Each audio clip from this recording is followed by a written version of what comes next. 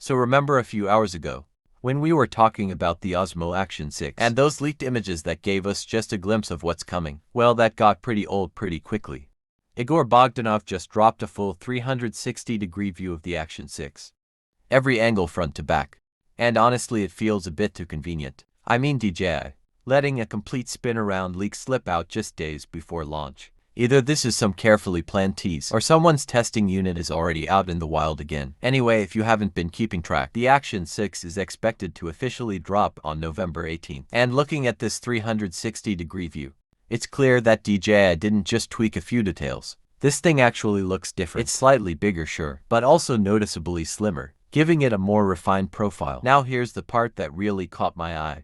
On the Action 5 Pro, that little arrow near the side button points upward. That's DJI's way of telling you to press and slide up to pop open the battery and SD card slot. But in this new Action 6 leak, the arrow points sideways. That means the mechanism slides left instead of up. And that's not just a random change. It could hint at a completely new internal layout, or even a redesigned compartment structure, maybe a more efficient battery setup, or improved sealing for water resistance. Something's definitely going on there. And now that we've seen it from every possible angle, the big question is, do you think DJI is hiding something under that lens? Or is this exactly what we're getting on launch day? I'd actually love to hear what you think about that. If you're already familiar with the specs we've covered earlier, feel free to skip ahead or catch another video. But if you want to dive deeper into what's powering this new beast, stick around, there's a lot more to unpack. Now the first big upgrade. I went over 1.1-inch sensor. That's noticeably bigger than what most action cameras pack.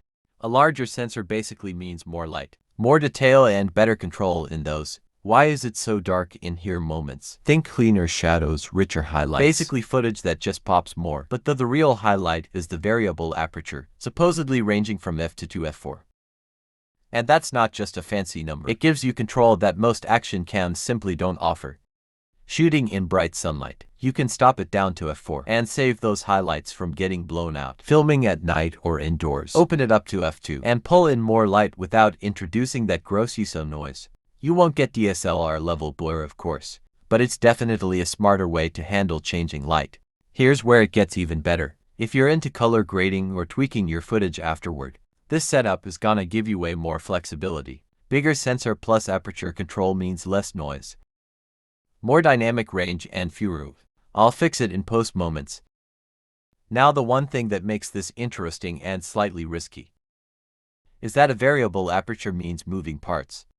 And for a rugged camera that's meant to survive bumps, splashes, and the occasional crash landing, that's a bold move. So it's gonna be really interesting to see how DJI manages durability and how smooth the aperture transitions are during recording.